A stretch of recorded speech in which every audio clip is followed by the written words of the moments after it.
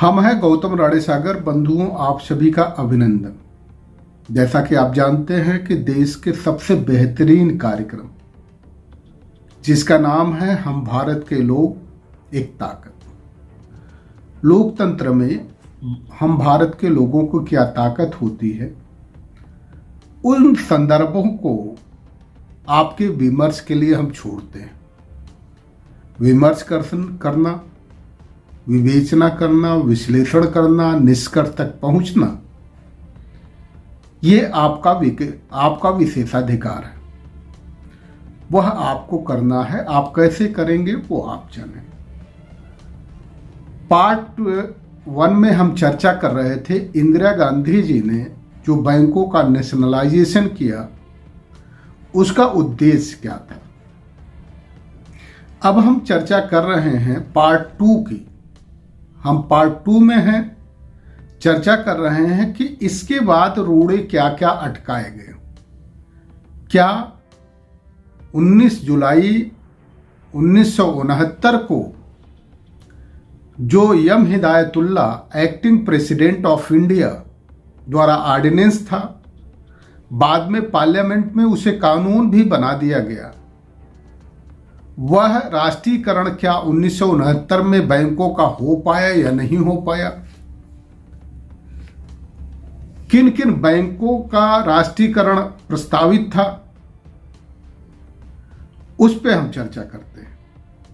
जिन 14 बैंकों को राष्ट्रीयकरण करने का प्रस्ताव रखा गया था, उसमें Allahabad bank, UCO bank, Canara bank, United bank of India, syndicate bank, Indian overseas bank, bank of Baroda, Punjab national bank, bank of India, bank of Maharashtra, central bank of India, Indian bank, देना बैंक एंड यूनियन बैंक। ये सारे banks थे जो 1969 में प्रस्तावित थे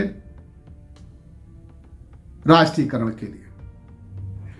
इसके अलावा 1980 में भी 6 बैंकों का नेशनलाइजेशन किया गया, जब इंदिरा जी तीसरी बार रिपीट होकर के प्रधानमंत्री के पद पे पहुंची, तो उस समय प्रस्तावित किया गया और किया गया।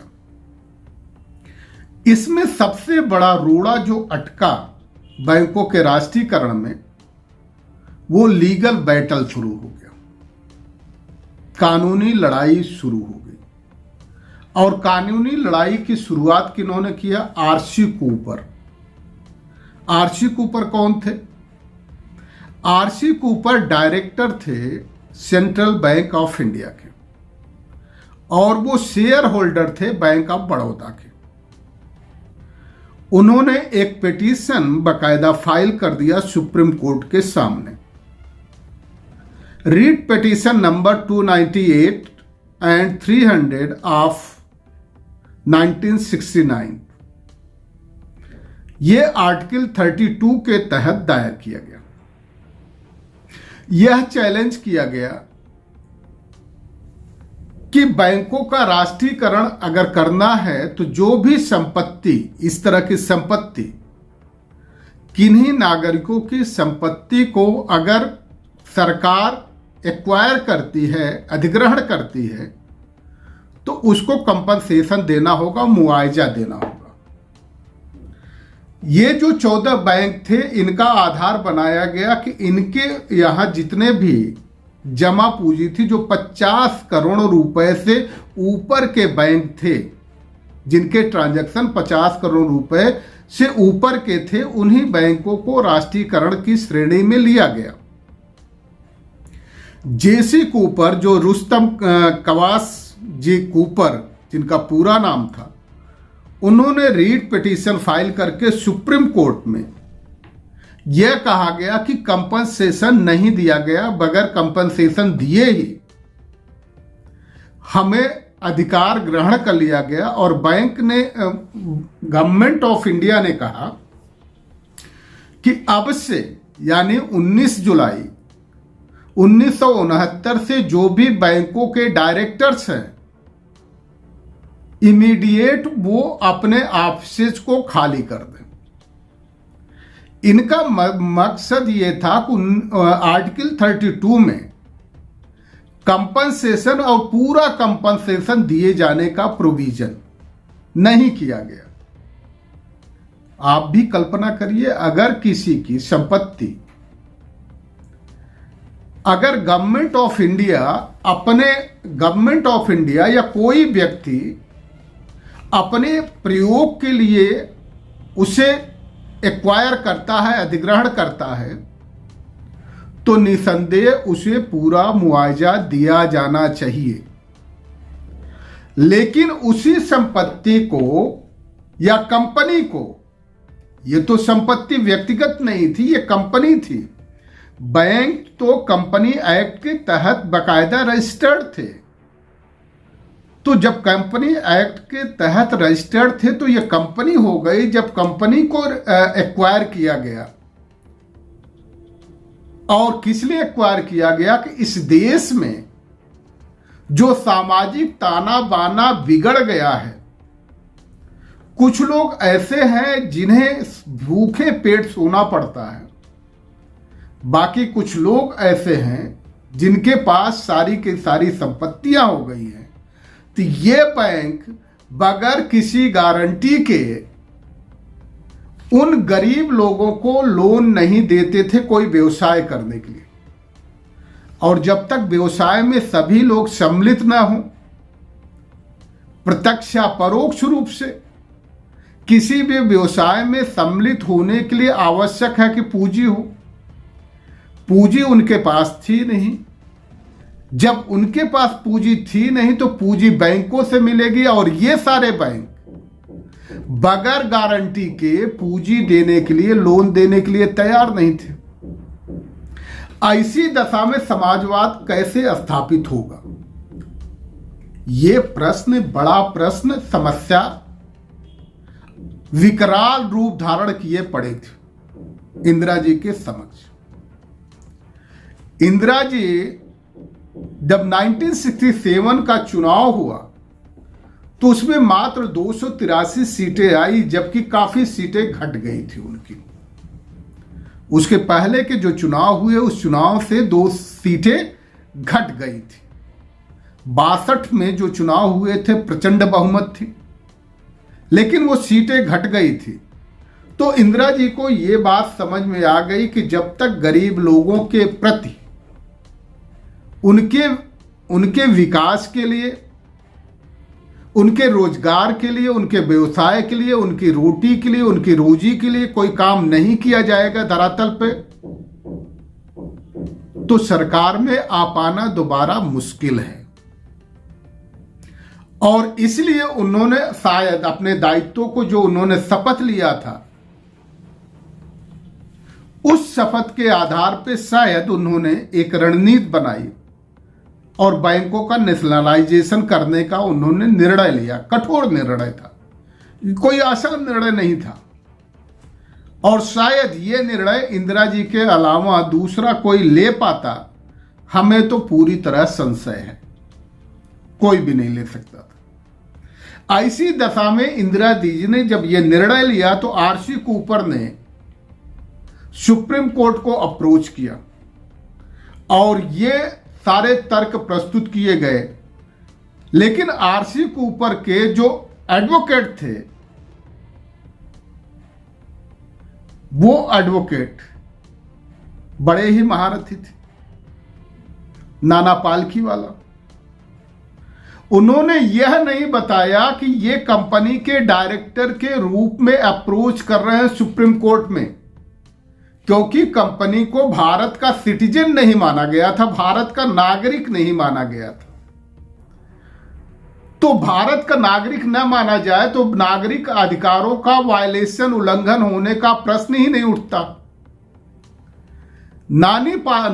नानी पालखी वाला ने बकायदा ये प्ली लिया कि ये व्यक्तिगत आरसी कूपर कोई डायरेक्टर की, कंपनी के डायरेक्टर की हैसियत से नहीं, बल्कि RC Cooper a citizen of the country, जो 1955 में निर्धारित किया गया कि कौन कौन से सिटीजन होंगे, उसके आधार पे आर्टिकल 32 के तहत इनके अधिकारों का वायलेशन किया गया है।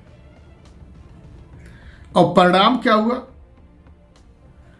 परिणाम यह हुआ कि इस पे लंबी बहस चली, और जब लंबी बहस चली तो सुप्रीम कोर्ट ने यह मान लिया कि गवर्नमेंट को यह पूरा अधिकार है कि वो एक्वायर कर सकते हैं देश के विकास के लिए, देश के मजबूत करने के लिए, देश में सामाजिक ढांचा तैयार करने के लिए वो किसी भी संपत्ति को एक्वायर कर सकते हैं, ये अधिकार उनको है। लेकिन लेकुना क्या लगा दिया उसमें? लेकुना यह लगा दिया कि इस संपत्ति को एक्वायर करने के लिए कंपनसेट करना पड़ेगा, पूरा का पूरा मुआवजा देना पड़ेगा। और 10 जजों की बेंच, 11 जजों की बेंच में 10 जजों ने यही निर्णय सुनाया 1970 में। जिन 10 जजेज की बेंच थी, उन जजों में जो शामिल थे justice J.C. Shah, S.M. Sikri, J.M. Shelat, Vashishtha Bhargava, G.K. Mitter, C.A. वैद्य लिंगम, K.S. Hegde, A.N. Grover, A.N. रे, जगमोहन P. रेड्डी, I.D. दुआ। इन 11 जजों में A.N. रे ने यह माना कि जो निर्णय लिया गया है गवर्नमेंट के द्वारा, उस निर्णय में कोई भी गलती नहीं हुई है। A.K. गोपालन versus state of Madras mutual exclusivity theory के तहत जो निर्णय लिया गया था वो निर्णय सही था, और वही निर्णय यहां भी लागू होता है। जब ये सारी चीजें A.N. रे ने यह ऑब्जर्वेशन दिया, बाकी जजों की तरफ से J.C. शाह ने यह ऑब्जर्वेशन दिया कि जब तक पूरा मुआवजा नहीं दिया जाएगा, कोई भी डायरेक्टर अपनी ऑफिस खाली नहीं करेगा। ऐसी स्थिति में सारे डायरेक्टर्स बने रहेंगे। यह बात इंदिरा जी को बहुत ही नागवार गुजरी कि अगर इसी तरह से कोर्ट सामाजिक कार्यों में, देश के विकास में किए गए उठाए गए कदम का विरोध करते रहेंगे तो बड़ी मुश्किल खड़ी हो जाएगी। फिर इंदिरा जी ने इसको सेट असाइड करने के लिए जो चुनाव 1972 में होता पार्लियामेंट का, उस चुनाव को 1971 में ही उन्होंने करा लिया। परिणाम क्या निकला कि प्रचंड बहुमत से इंदिरा जी सत्ता में वापसी हो गई इंदिरा जी की। और इसके बाद उन्होंने बकायदा आर्टिकल्स में संशोधन किए। 25वां संशोधन ला करके आर्टिकल 31(2) में जो कंपनसेशन शब्द लिखा गया था, उस कंपनसेशन शब्द को इंदिरा जी ने बदल करके वर्ड लिख दिया, शब्द लिख दिया अमाउंट। और दूसरा क्या किया उन्होंने? आर्टिकल 19(1)(g) क्लियरली स्पष्ट तौर पर डिटैच कर दिया आर्टिकल 31 से। अब मार्ग स्पष्ट हो गया था। आशय कहने का यह है कि जब सामाजिक दृष्टिकोण से लिया गया, समाज के उत्थान के लिए, देश के प्रगति के लिए लिया गया कोई कदम है देश की सरकार का, तो ऐसी सरकार में रोड़ा अटकाने का कोई औचित्य नहीं बनता है।